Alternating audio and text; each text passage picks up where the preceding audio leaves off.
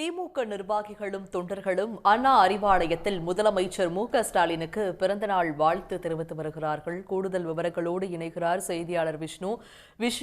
முதலமைச்சர் மு.க.ஸ்டாலினுக்கு வாழ்த்து தெரிவிப்பதற்காக சுமார் எத்தனை பேர் தற்போது அண்ணா அறிவாலயத்தில் திரண்டிருக்கிறார்கள்? அவங்க என்ன சொல்றாங்க? விவரங்கள்.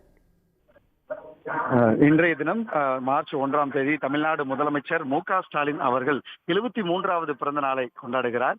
இன்றைய நிலையில் அவர் இன்று காலையே கலைஞர் மற்றும் அண்ணா நினைவிடத்தில் மரியாதை செலுத்தினார். அதனைத் தொடர்ந்து பெரியார் திடலுக்கு சென்று அங்கு மரியாதை செலுத்தினார். அதனைத் தொடர்ந்து தற்பொழுது சென்னை தேனாம்பேட்டையில் இருக்கக்கூடிய அண்ணா அறிவாலயத்தில் தற்பொழுது சட்டமன்ற உறுப்பினர்கள், நாடாளுமன்ற பாராளுமன்ற உறுப்பினர்கள் மற்றும் இங்க இருக்கக்கூடிய தொண்டர்கள், திமுக நிர்வாகிகள் என தொடர்ந்து முதலமைச்சர் மு.க.ஸ்டாலின் அவருக்கு நேரில் வந்து புத்தகங்கள் மற்றும் பூங்கொத்து கொடுத்து அவருக்கு வாழ்த்துக்களை தெரிவித்து வருகிறார்கள். தொடர்ந்து இந்த தொண்டர்கள் அவருக்கு நேரில் வந்து வாழ்த்து தெரிவிக்கவும் இங்கு சிறப்பு ஏற்பாடு என்பது செய்யப்பட்டிருக்கிறது.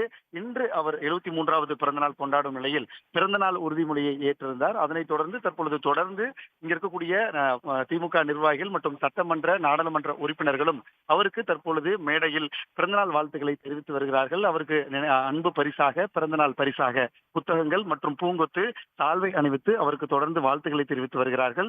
தொடர்ந்து தொண்டர்கள் வாழ்த்து தெரிவிக்கவும் சிறப்பு ஏற்பாடு என்பது செய்யப்பட்டிருக்கிறது.